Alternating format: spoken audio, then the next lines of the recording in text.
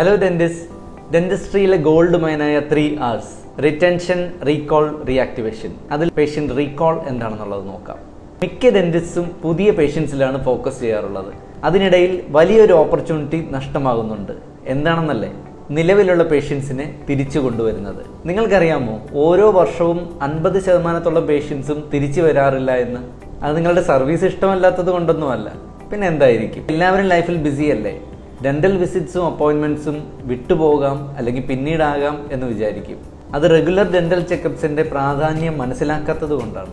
Actually ഇപ്പോഴും നിങ്ങൾ തന്നെയാണ് അവരുടെ ഡെന്റിസ്റ്റ്. അത് ഇടയ്ക്കിടയ്ക്കൊന്ന് ഓർമ്മപ്പെടുത്തിയാൽ മതി. ഇവിടെയാണ് ഒരു പേഷ്യന്റ് റീകോൾ സിസ്റ്റത്തിന്റെ പ്രാധാന്യം. ഇനി പറയുന്ന 5 കാര്യങ്ങൾ ചെയ്താൽ സിമ്പിളായി ഒരു പേഷ്യന്റ് റീകോൾ സിസ്റ്റം ഇംപ്ലിമെന്റ് ചെയ്യാം. പേഷ്യന്റ് ക്ലിനിക്കിൽ നിന്ന് പോകുന്നതിന് മുമ്പായി അടുത്ത അപ്പോയിൻമെന്റ് ഷെഡ്യൂൾ ചെയ്തിരിക്കണം. അപ്പോയിൻമെന്റ് റിമൈൻഡേഴ്സ് കൃത്യമായി നേരത്തെ തന്നെ അയച്ചിരിക്കണം. ഈസിയായി അപ്പോയിൻമെന്റ് കൺഫേം ചെയ്യാനും റീഷെഡ്യൂൾ ചെയ്യാനും സൗകര്യം കൊടുക്കണം. തലേ ദിവസം വരെ റെസ്പോൺസ് ഇല്ലെങ്കിൽ ഒന്ന് വിളിക്കുക. ഓവർഡ്യൂ ആയ പേഷ്യൻസിന് ഒരു വാട്സപ്പ് മെസ്സേജ് അയക്കുക.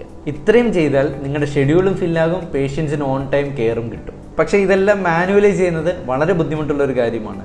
വിസിബിലിറ്റിയിലൂടെ നമുക്കിതെല്ലാം ഓട്ടോമേറ്റ് ചെയ്യാവുന്നതേ ഉള്ളൂ. No more chasing patients. Let automation do the work. Follow us for more dental marketing tips.